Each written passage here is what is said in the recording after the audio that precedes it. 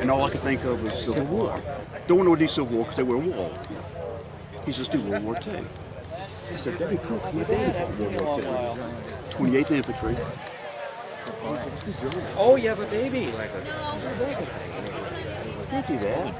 Oh, you got to do it. Started doing it, and then coming here to this event, we were just doing regular infantry, and the Hetzer was sitting there by itself, and we were like, what can we do to represent that? And we were like debating SS. It was a political climate in this country now. So we decided to do Hermann Göring, which is Air Force, and everybody comes up and says, ooh, you know, you've got the nasty skull. It's not SS, it's Panzer. This is Air Force. Air Force, what are they doing with that? This dude was real good friends with the crazy guy, and he got whatever he wanted. Okay, cool. Now you mentioned the 20th Infantry. One of my uncles fought with the 28th. Which regiment? 109th. Oh no, no, not the same regiment. But I didn't realize just how much fighting they did and how bad Hurricane Force was. Yes, like 7,500 casualties. The dad went in as a replacement. He was a farm boy from the northern neck of Virginia, and got drafted, and during basic training, then he had a hernia, so they sent him to North Carolina for an operation, and he came back. I just finished one the other night, and I just went back and forth. Arrived in France on his birthday, first week in January 45. The Hurricane Force was the Battle of Bulge, which is the tail end. He was a replacement. Boom. Threw him in a foxhole with a sergeant who didn't even know him. And 2 days later, my mom and dad never told me this. 2 days later, they evacuated the sergeant out because his feet were frozen. And I found dad had a notepad. Didn't write a whole lot, but talking about the winter and 3 feet of snow. And just so cold. That's why he never played with me in the snow. And we never figured that out. And he died at an early age of 70, so he never talked about what he did. And I found some books on his infantry regiment, and I was able to trace his steps through Europe. Yeah, it's interesting you mentioned about the talking part, because I was very close with my uncle, and he would talk about the Battle of Jabal Bulge. As a matter of fact, he was technically missing in action for 3 days, but he never talked about it again. And I never realized why until I... You never know about traffic. That was terrible for those boys, 18, 19-year-old boys. And the book that I was reading suggests that this was a really follow-up by upper echelon, and they shouldn't have been sent to do what they were told to do. But see, after when Germany surrendered, they sent the 28th back. And then he went to the 2nd Infantry, and they were preparing for the invasion of Japan. And they were supposed to be in the second wave of landing craft. So thank goodness for that bomb. You know, it saved American lives and Japanese lives. But Dad never talked about it, except he was there for occupation. He loved the German people, and he admired the German soldier and respected him. I'm like, how can you respect your enemy? But he did. And went on to have a business selling forklifts. And a company came and said, hey, we've got these Japanese forklifts, we'd like you to sell the brand. Nope. Another one, we've got this German forklift. Yeah. And he did, he sold it. Cool. Hey, but thanks for being out here and doing this. It's really great meeting you. Good talking to you, Можно там 4-3 набрать. Там в первые статьи ссылка на все остальные. Я понял. Вот. Трудно было английский изучать? Сколько там? 19 лет? Не, я же не здесь учил. Почему? 96-й? 26 уже. 26? Можно сниму. Друзья? Да, это мы американцы. Они не знают русского, что можно их обзывать.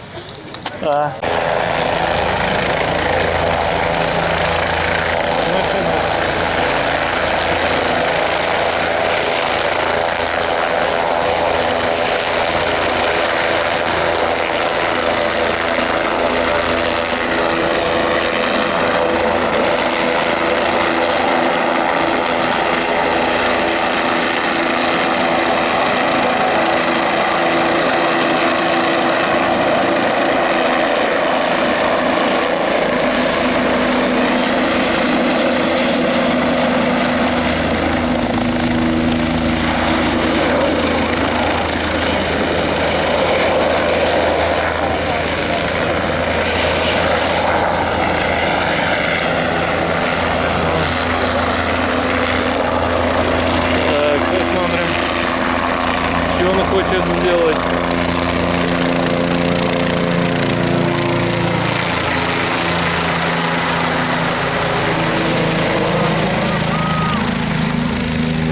Ладно, Борис, ну пятна посохранится, я пойду.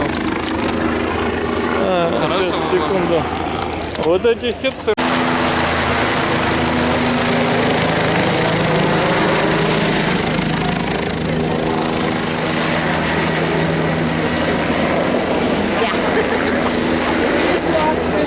Борис, я должен убегать. Спасибо вам большое. Было приятно с вами пообщаться. Интересно, по крайней мере, хоть...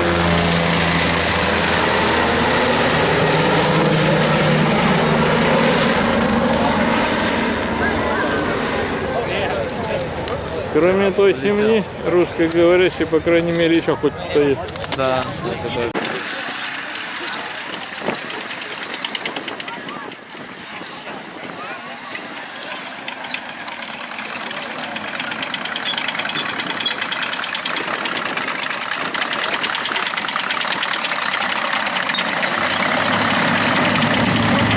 So, ladies and gentlemen, I mentioned earlier today that some of our vehicles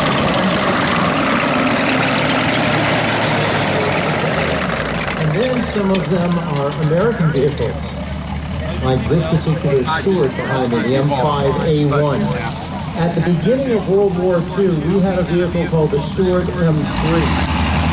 We had other iterations, including the Stewart M3 A1, and then there was the M3A2, the M3A3 had an angular hull, and then later on they decided to enlarge the hull of the Stewart, keep the same gun, a 37mm gun, which at the beginning of the war we considered to be a tank killer, and it was a pretty good gun. The only problem was the Germans had real thick armor on some of the later tanks, like the Panzer IVs and of course the Panthers and Tigers. So the 37mm gun was relegated to use on systems that were used for reconnaissance. Now in the Pacific, the 37mm gun tended to continue to be used as an anti-tank gun because it was capable of poking through the Japanese tank hulls. They were much more thinly armored. This vehicle, some of our tanks have radial engines, actual aircraft engines that have multiple cylinders. This one has twin Cadillac engines. And it's interesting with all the different kinds of engine configurations and companies that were making these, locomotive companies, truck companies, car companies. That's why we were able to make so many of these.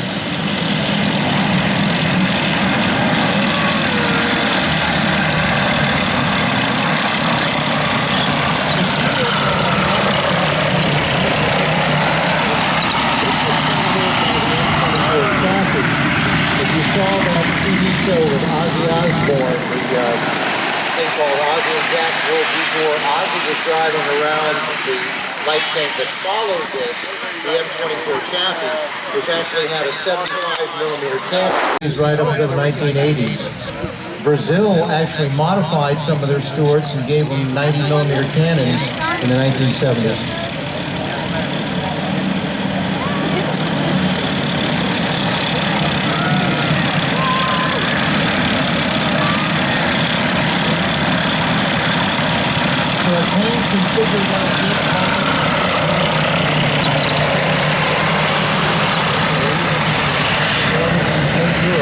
All the way up to the cessation of hostilities in Europe, and they continue to serve in the Pacific.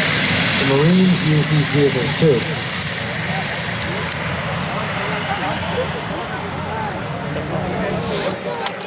What I liked about the diesel engine in the Russian forces was that it didn't burn as easily as the gasoline engine would.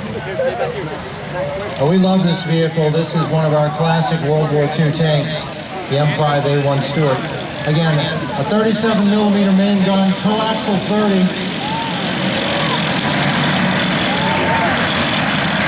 In addition to the 30mm or 30 caliber machine gun next to the 37mm cannon, there's another 30 down in the hull, and they can mount a third 30 caliber machine gun up on the turret to give you 3, which is quite a bit of firepower. You'll notice on the back of the turret, they've got some linear things mounted on there. Those are browsers. You can actually attach those to the track for additional traction.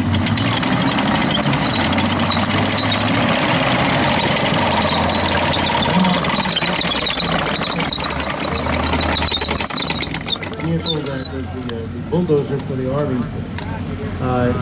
This one has all metal tracks. They could fit tracks on this that have rubber pads, but these particular tracks are very aggressive. These are all metal, all steel tracks.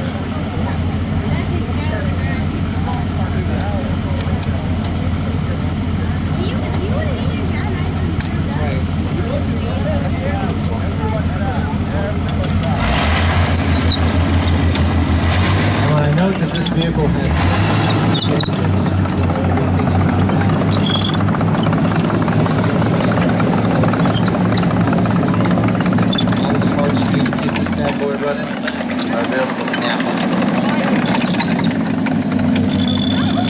which is always a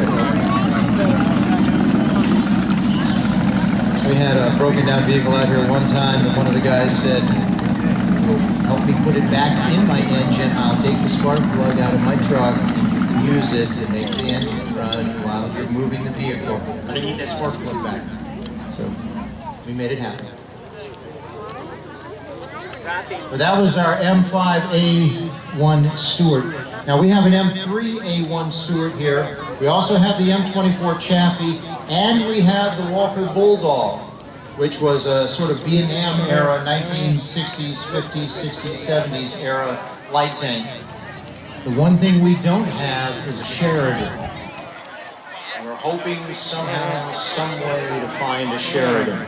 They continue to use Sheridans for the 82nd Airborne through Grenada, and well, they didn't land in Grenada.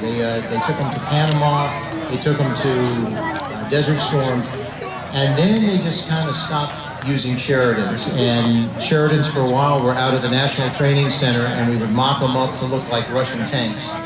So there's got to be a Sheridan sitting around someplace just waiting for an owner who will give it love, and we'd like to do that.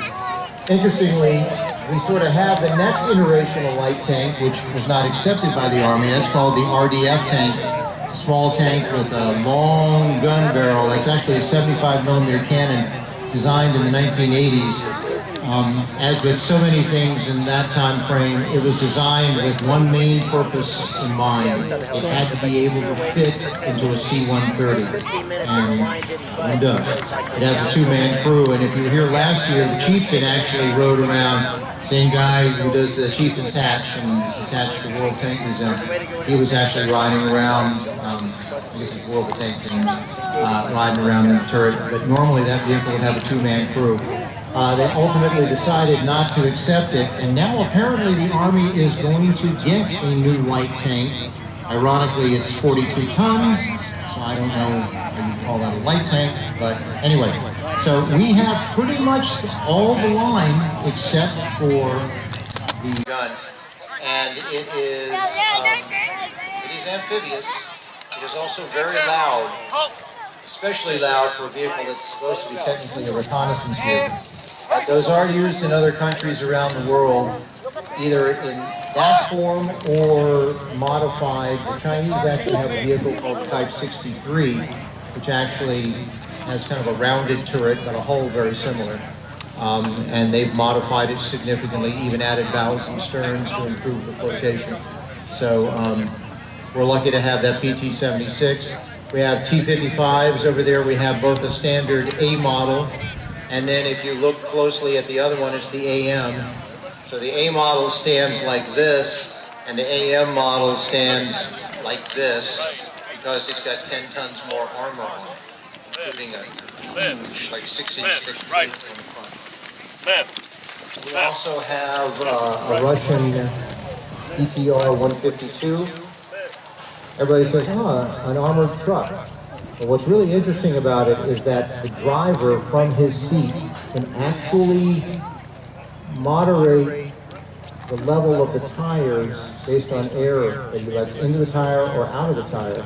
So he can make it really tight and taut so it can run down the highway, or he can reduce the pressure on the tire make it a little flatter, and it's great traction in the sand. Those are some of the neat vehicles we have, just being from the Russian side of the house.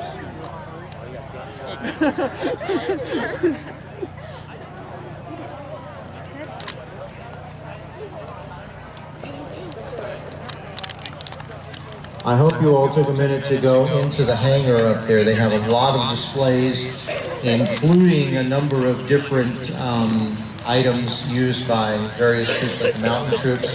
We have an M29 Weasel in there. It's another amphibious vehicle with wide treads. It's designed for use over the snow.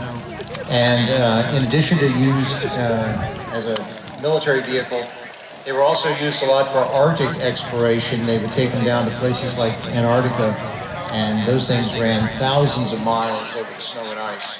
That's the Weasel. You'll see it in there painted in a snow camouflage scheme, along with the skis and all of the other things that the ski troopers would use.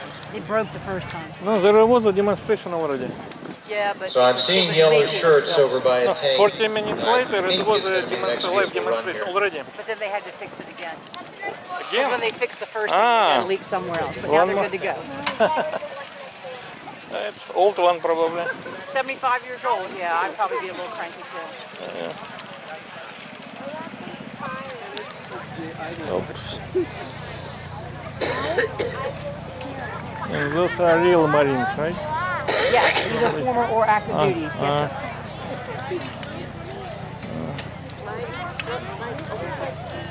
Yeah, they look like so.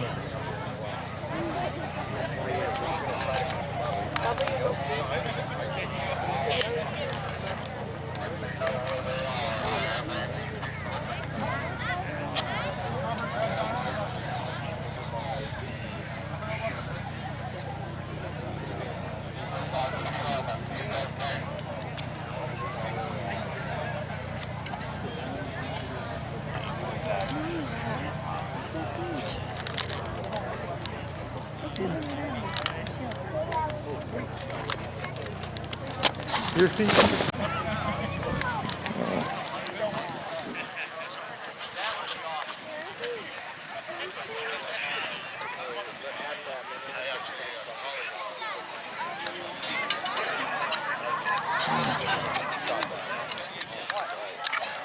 There is no dog this time. Usually they use dog. The dog has in a crate up at the tent. Yeah.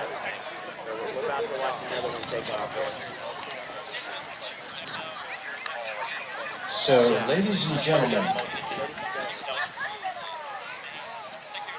sometimes your car needs a jump.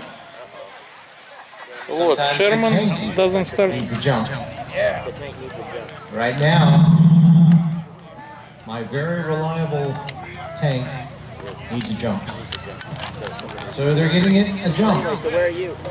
So in the meantime, You got Heidi, are you around? a tank farm. Yeah, no, it's because it's Gabe's favorite thing in the world. So. They got more modern day tails. Yeah. I want the World War II tanks. Awesome names for some tank rides. Now what's going to happen is we're going to draw the names now and stick close, because as soon as we get this vehicle jump started, we're going to roll it. And then we've got the Marines with their flamethrower demonstration, and then we're going to do the actual vehicle ride. Drew Miller, you've won a ride. Thank you for becoming a member of the museum. Drew Miller, you've won a ride. Come on up here to the tent and be standing by. Dean Lewis, you've won a tank ride. Congratulations, and thank you for becoming a member of the museum. Marian Suarez, you've won a ride on one of our vehicles. Congratulations. Thank you for joining the museum. Pedro D. Sarmiento, you've won a ride here at the Virginia Museum of Military Vehicles and the American Wartime Museum. Ray Swineford, you've won a ride. You heard your number called. He's standing by. Max, talk. Max, talk. You want to ride? Daniel D. Gilbert. Daniel D. Gilbert, you want to ride? And Brent Scott. Brent Scott, you want a tank ride?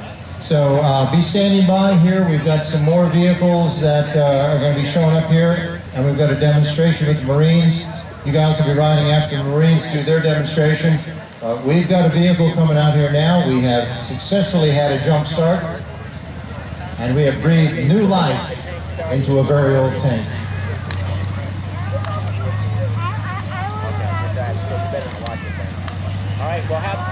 You'll notice all the smoke rising up out there. Actually, that's a feature.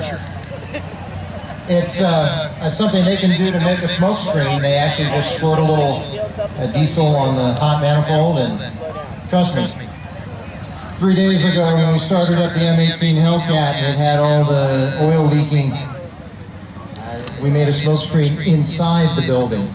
You know there's no exhaust fan in that building?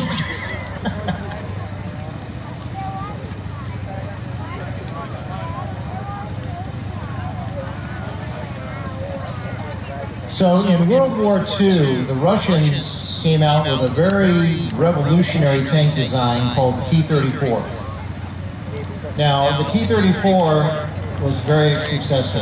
In fact, so much so that they made like 80,000 of these tanks, and they were made all over the place. East Germany made some, I think Poland made some, Czechoslovakia made some. But ultimately, tank designs moved on, and they were done partly to accommodate bigger and better guns. They also went from the Christie suspension, which involved internal springs mounted on the sides of the vehicles, to torsion bar suspension. And this vehicle is one of those. So right after the T-34, they had something called the T-44. The original ones had an 85mm cannon, then they had larger ones with the bigger turret that had a 100mm gun. Then ultimately they came out with the T-54, and what you see here is a follow-on to that, the T-55. It has a 5-man crew. The initial ones had a 100mm main gun. It has fairly simple construction, and I absolutely love this tank. This one's marked up as a vehicle from the Czechoslovakian forces during the Cold War, 1970s, 1980s.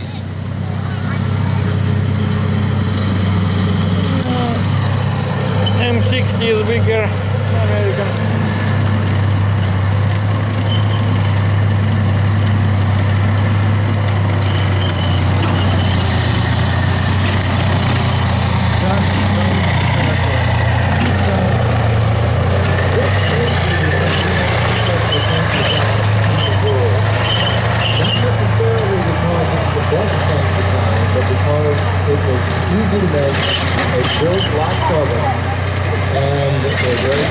This may be the most prolific tank in the whole world. T-54s, T-55s were used by Russia. They were copied by China as something called the Type 59. T-55s came in all kinds of flavors. They had some that had additional armor. We have one here. As long as you keep your crosshairs on the target, it will hit the target. And it has a longer range than the typical tank ammunition.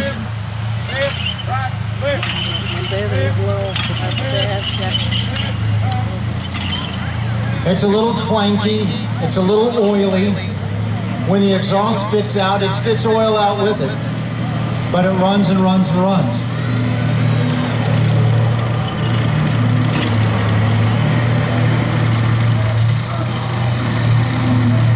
It has a 4-man crew. There are 3 men in the turret. You'll notice this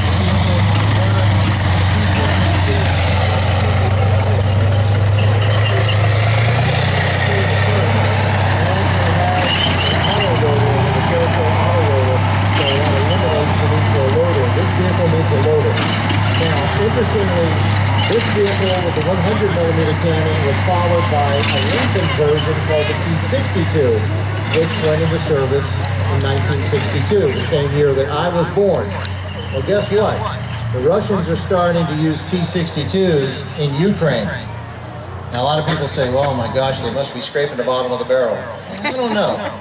T-62 has a very good round for anti-personnel, and if all you want to do is break concrete and scare people, T-62 is a fine weapon.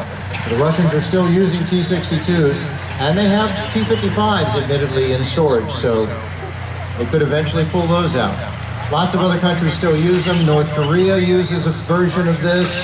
Like I say, the Chinese have the Type 59, and even the Israelis captured a lot of T-55s during the wars in the 70s and 60s, and they converted it to carry a 105 millimeter NATO gun and gave it Israeli radios, which are essentially American radios, and westernized it and continue to use those in service.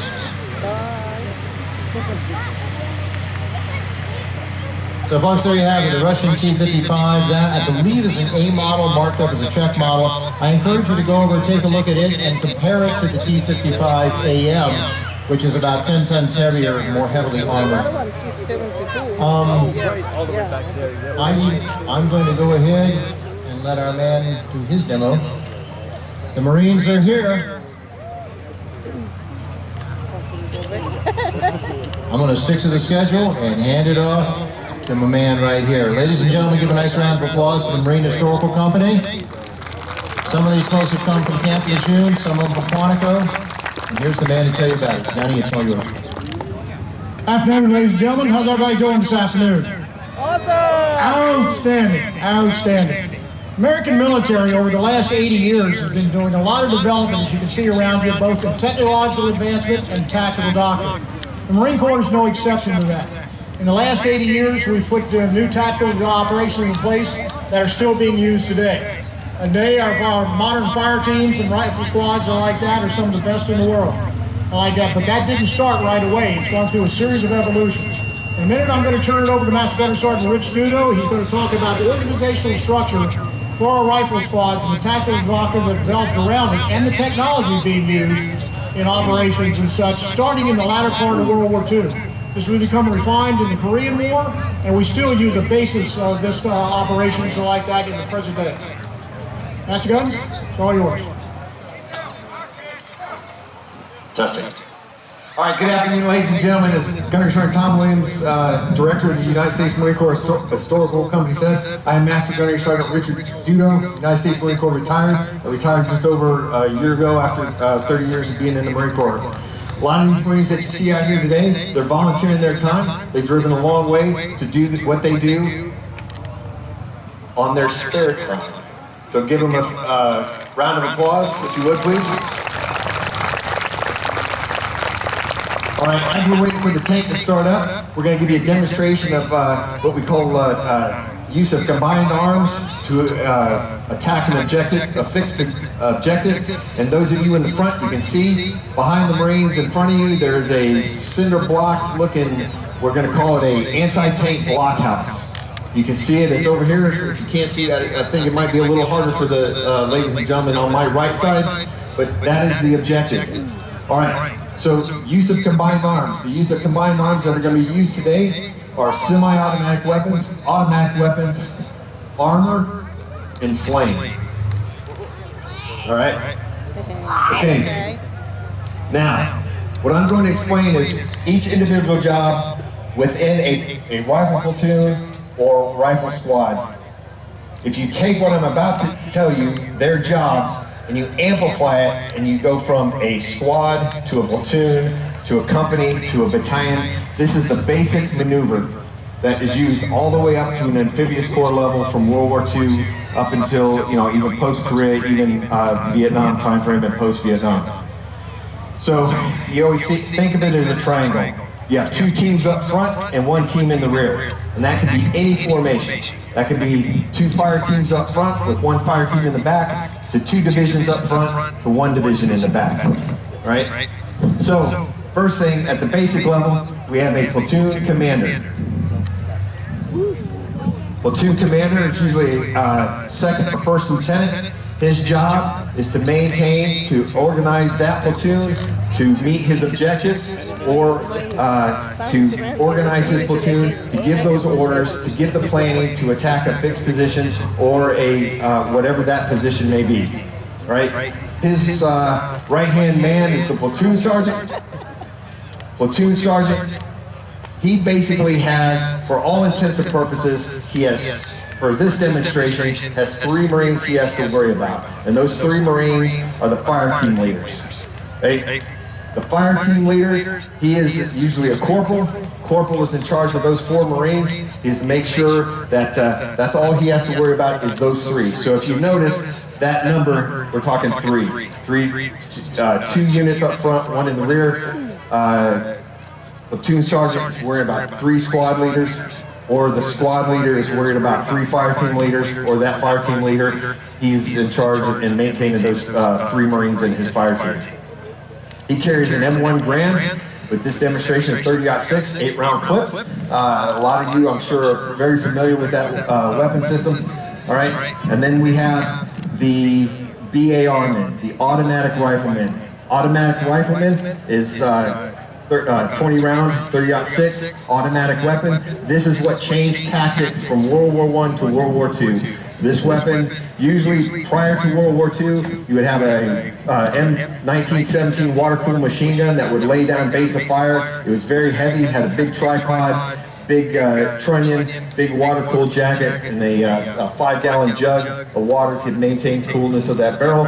As the maneuver element or those individuals would move forward, that M17 would lay down a base of fire to keep the enemy's heads downrange in order to move in on the objective. However, it lacked flexibility. It was big, cumbersome, and it was slow to move. So what the change in doctrine was when this BAR came out is to put 3 of those within a squad. Now you get the flexibility of 1 fire team can lay down your base of fire as the other 2 fire teams maneuver on the battle space. That next fire team can lay down a base of fire while that previous base of fire team can move forward, and that becomes that maneuver element. Very flexible. You can change at a moment's notice, and that's up to the decision of the platoon commander or platoon sergeant, depending on what is going on at the time. Next to the automatic rifleman would be the assistant automatic rifleman. Assistant automatic rifleman would carry an M1. He would also carry extra BAR magazines or anything needed to operate that BAR. If something went down with the BAR, you would have to get that back up into action. The assistant automatic rifleman would assist that automatic rifleman however he could if necessary. All right, and then finally, the meat and potatoes of what everyone thinks about is the individual rifleman. The rifleman. Rifleman, his job is to do whatever the fire team leader tells him to do, and he is usually at the point of all military formations, of all those basic formations at the lower level. Right? So think of the point man, he may even be the rear man in the rear of the formation, depending on what the platoon commander or platoon sergeant decides that formation needs to be on that objective. All right, Sergeant, go ahead.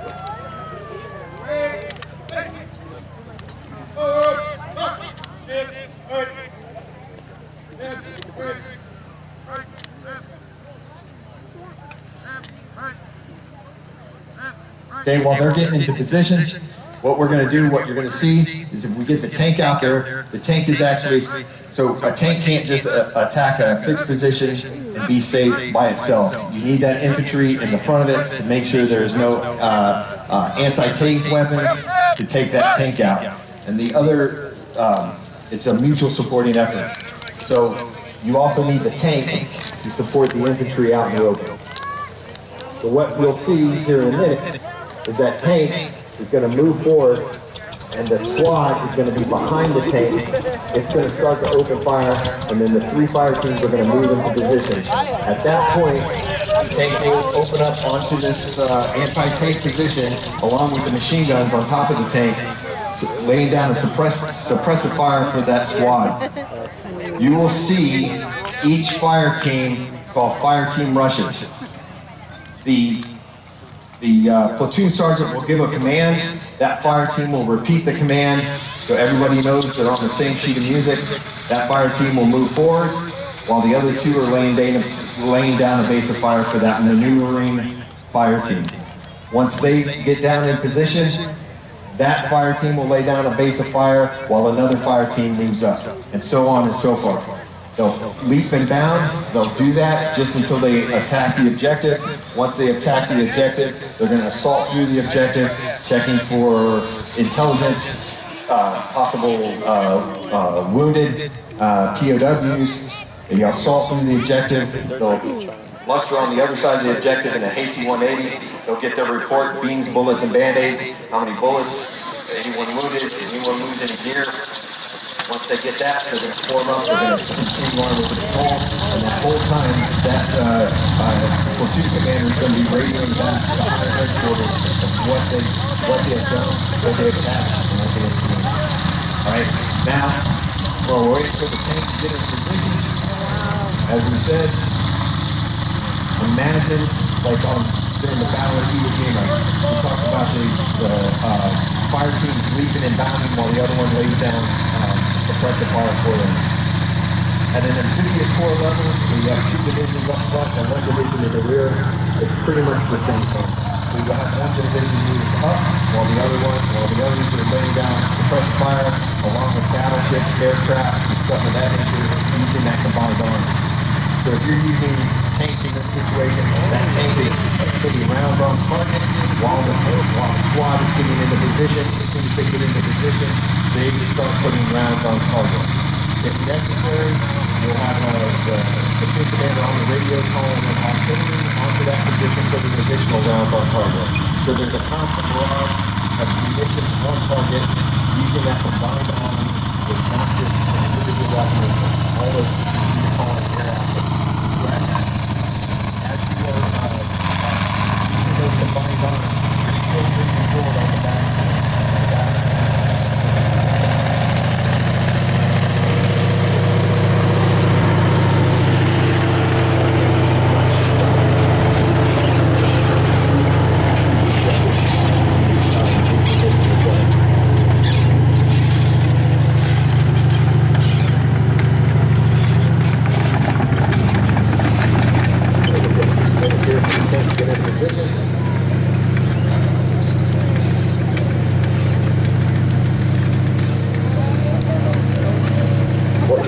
Is, I know some of you on this side, on my left side, you will not be able to see the squad patrolling, but they'll be, each fire team will be in a formation known as a wedge, and there'll be the wedges in column as the squad is moving forward. It basically looks like 2 rows of individuals, approximately about 10, 15, 20 yards separated, offset, so if they do have to, if they get contact from the right, the automatic rifleman can still put rounds downrange without injuring the Marines in front of them, or to the left from the other way. So if they get hit from the left, they'll be able to shift. If they get hit from the front, they'll just move up to online pretty easy. If they get hit from the rear, they'll be able to move online and shift fire to the rear.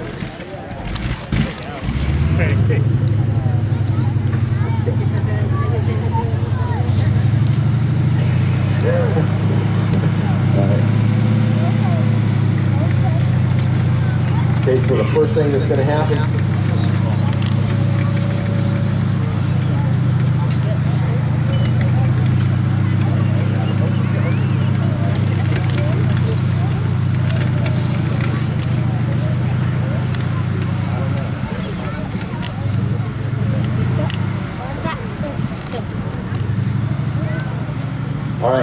So what's going to happen is before the tank can expose itself, it doesn't want to move out and expose itself in front of this anti-tank or anti-armor position. So what's going to happen is that platoon or that squad is going to patrol forward slowly. That point man may see something and will call hold to the squad.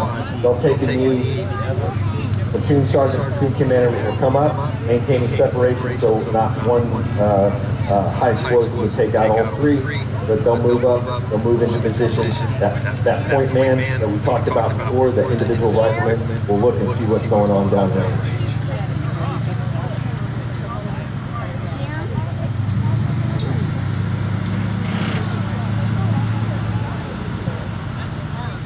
Okay, so the squad is moving forward at this time.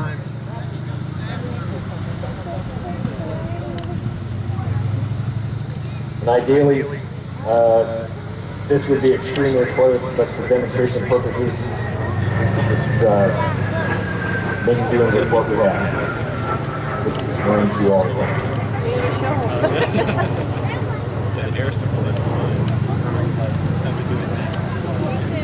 Let's move it up. Let me move down here so I can see a little bit better.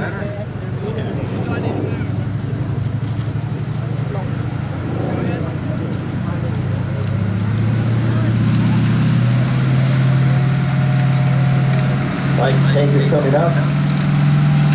Continue moving forward.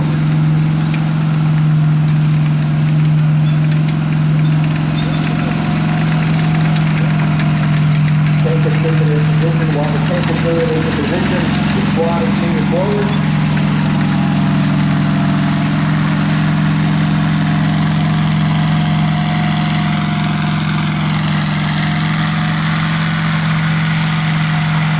Tank will not get too close to the objective. We'll stop. Up. They see contact. Squad's still moving up. They don't want to keep the tank out in the open.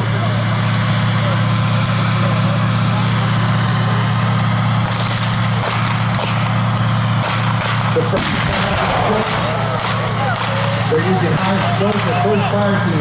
They get into position. They start laying down a base of fire in support of that tank. Second fire team gets into position.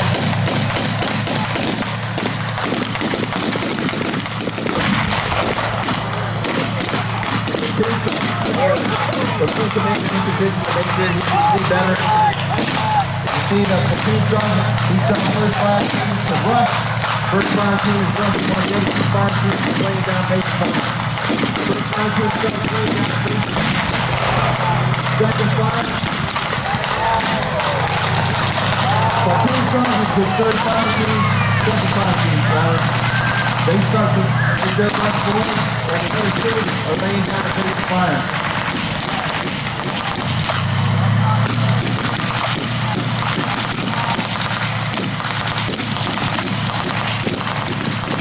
Third fire team is moving up. There's consistent fire.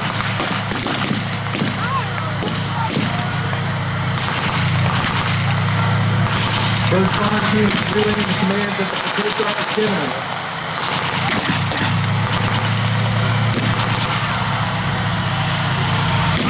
They're rushing, they're up on the other two fire teams, and if necessary, that the platoon commander is going to lay down base fire as well. The base job is still behind the rear.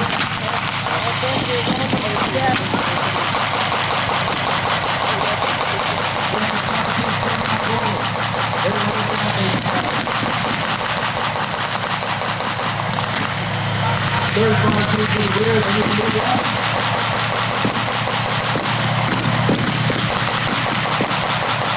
Fire team moving forward. It's back to fire on the fire. Got the two guns on the field. And then the fire. It's a big fire.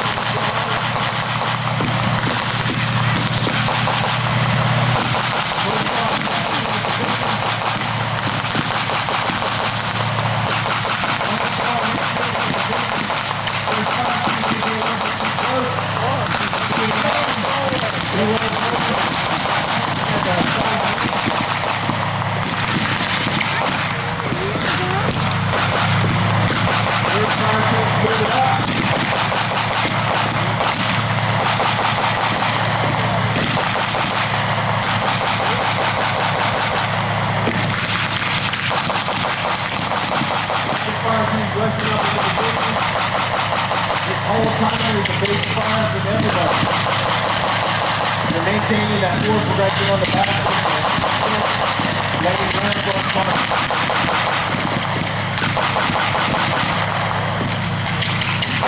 We call up the tempo. We get one hand down there behind the position itself. While maintaining the shot fire from the center organ. While hitting the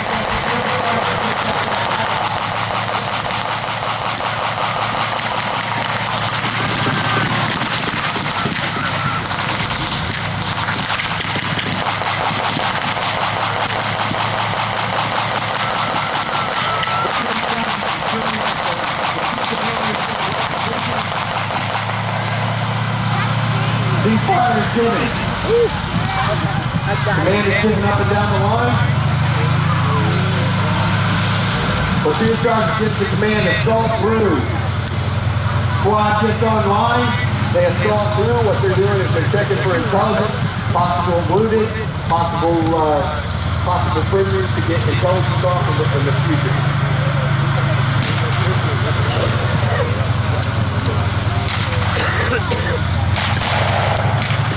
As they're assaulting through, there may be some resistance. They're not giving up. Marines aren't going to give up either. They're going to assault through until this mission's done.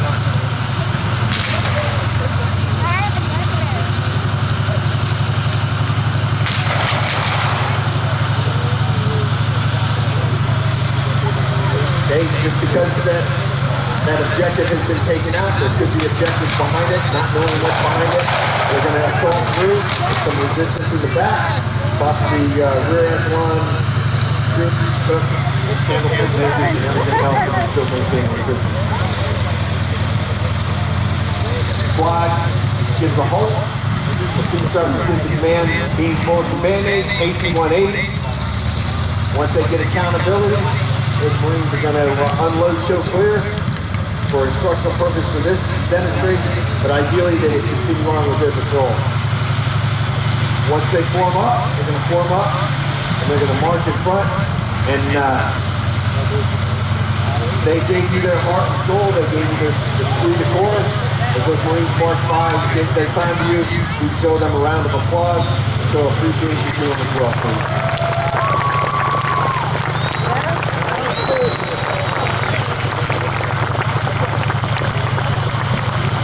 1923, General John A. Lee gave a speech.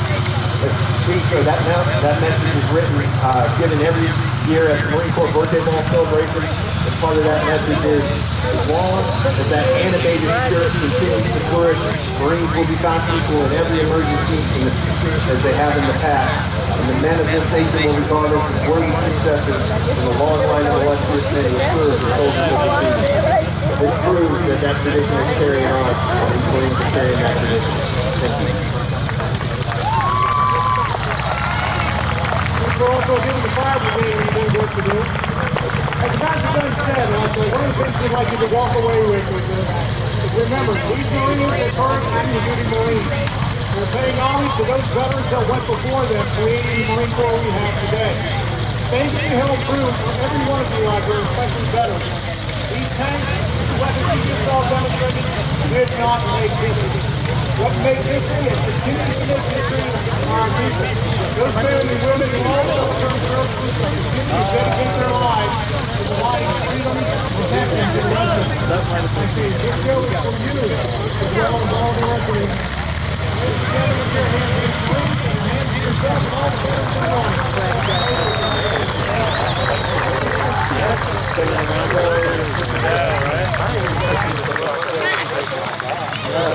Folks, one more time, give it up for the Marine Historical Company. Now, I've mentioned reenactors all day long. These are not reenactors. These are the real deal. These are Marines. Right now, their mission is to teach you. But they've come up from Camp Lejeune and over from Quantico, and we want to thank them for being here today. And amazingly, everything worked. The flamethrower, the tank, and every one of these Marines. Give them a nice round of applause. Show them you love them.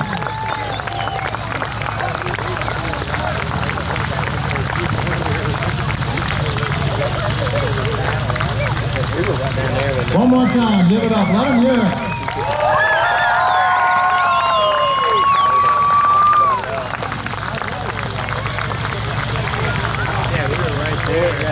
And while we're at it, let's give a hand to the guys who operated the Sherman tank. That is currently the oldest Sherman tank that is actively running in the world. It is an M4A1 cast hull radial engine, and yeah, it's a World War II veteran, and it's still running, entertaining us. But again, we are thrilled to have that as part of our collection. That is a very special and near and dear to our heart vehicle. And once again today, she performed like a true trooper. So again, and I'm grateful to all the guys. I don't know who all was operating it, but I know Jim McLean was up there on the turret, so he was the guy exposing himself with a 50 cal. So again, one more time, best round of applause for the volunteers and everybody who keeps these things running. So earlier, I hope you heard some names called. I think we're going to call some more names right now. I think we have a few more people that we're going to call to see who can get a ride for a vehicle this afternoon.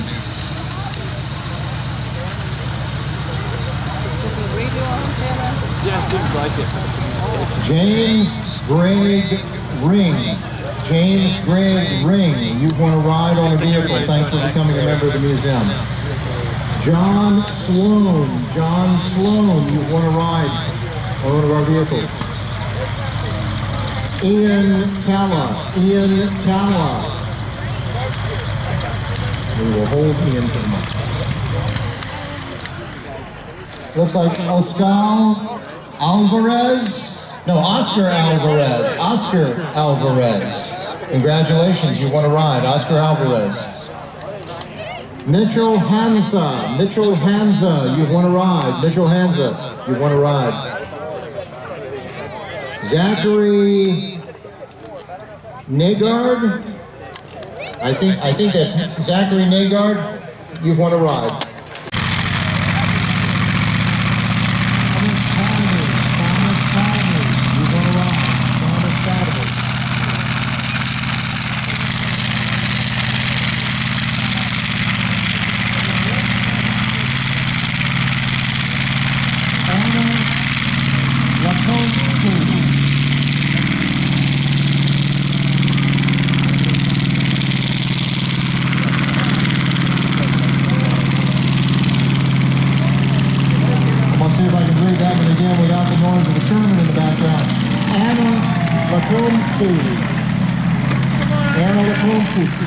You've won a ride. Thank you for becoming a museum member.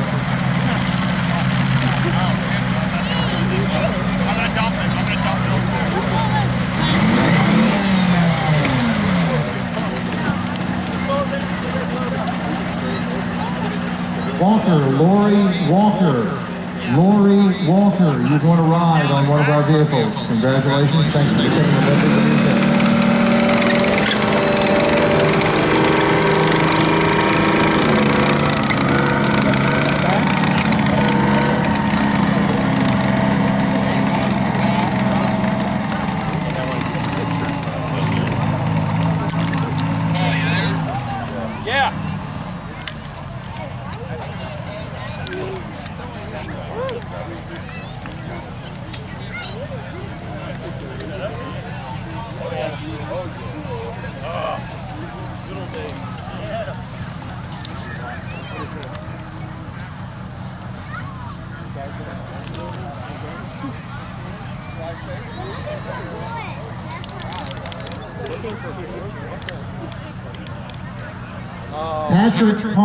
Patrick Carney, you've won a ride. Patrick Carney, you've won a ride on one of our vehicles.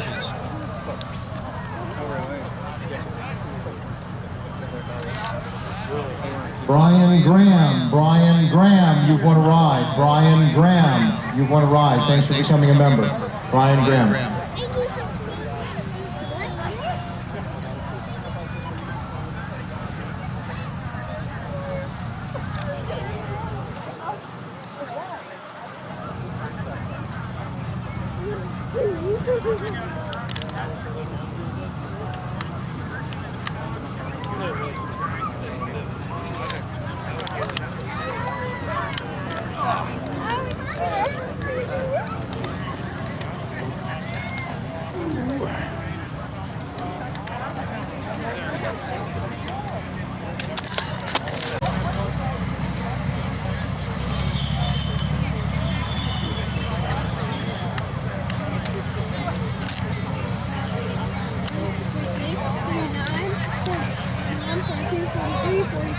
I'm not sure, but I think we might be using our BMP as a recovery vehicle right now. We'll see.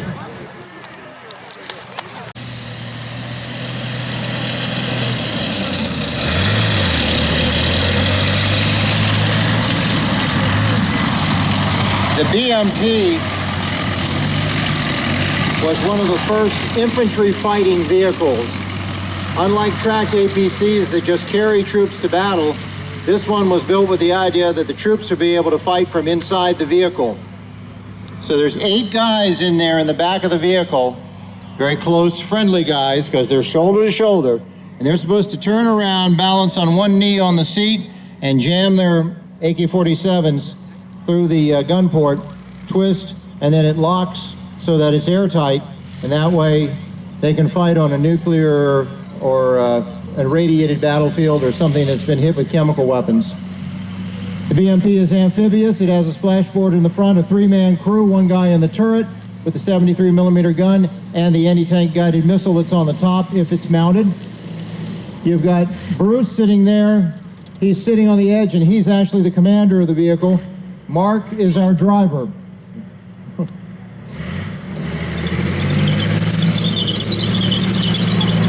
You notice the doors on the back of the BMP? Those are tanks for diesel fuel. So the guys sitting at the back of the vehicle are right up next to the diesel fuel tanks. Yeah, it's not as flammable as gasoline. So in there you've got the driver, the commander, the gunner, and 8 soldiers jammed in together. This vehicle was followed by the BMP-2, which has a 2-man turret with it's actually a smaller caliber gun, but the 30mm cannon is actually an auto cannon. It lays down pretty good fire. That vehicle has the bigger turret, so it only has 6 guys in the back. The BMP was copied by the Chinese and by lots of other countries who made various modifications to it. This particular one is marked up as an East German vehicle. It's pretty loud, but they're fairly reliable, and it is actually fairly capable in the water. It has water directors in the back that sort of use the tracks to help guide the vehicle in the water. The Chinese vehicle that copies this is known as the Type 86.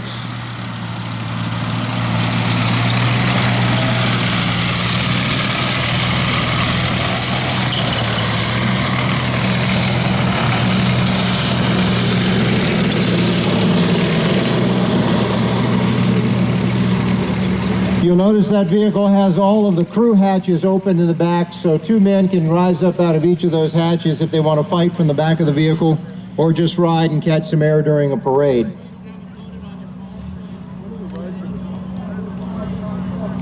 Very soon. You have to get the deck out?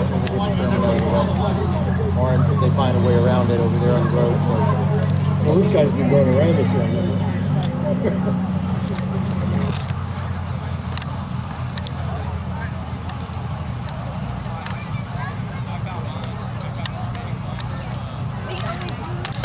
Two guys are trying to fire the bazooka at the German vehicle approaching them, driving straight at them. That's actually not a German Sturmgeschütz. It's a nice mock-up built on an FV-432. And we got a second one coming here in an alternate color scheme.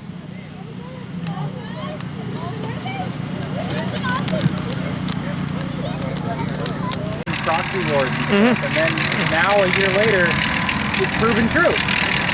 It's true. Yeah, they played a proxy war, and then they thought that they could turn it into a real war and they would win. And then they didn't. Yeah. Only you. Nobody needs to know where the money comes from. Like.